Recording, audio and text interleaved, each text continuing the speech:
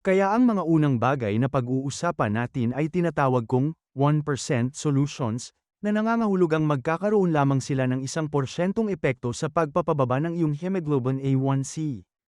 Hindi gaanong malaki, ngunit nakakagulat, ito ang mga bagay na karaniwang naririnig mo sa pangunahing media, sa telebisyon at mga patalastas sa internet, sa mga artikulo sa internet, at sa mga artikulo sa magazine. Mga bagay tulad ng canela, mga bagay tulad ng ginseng, vitamina D, probiotics, aloe vera, Chromium U, magnesium. Lahat ng mga bagay na ito ay palagi mong nakikita tungkol sa pagpapababa ng iyong hemoglobin A1C. Pero literal, kung gagawin mo lahat ng yon, malamang bababa ang iyong hemoglobin A1C ng 1 o 2 ng 1 punto. Hindi naman ganoon kalaki. Okay. Kahit na tila gustong-gusto ng mga tao na magsulat ng mga artikulo tungkol sa mga ito, gustong-gusto rin nilang ibenta ang mga ito bilang mga suplemento, sayang lang ang oras at pera mo.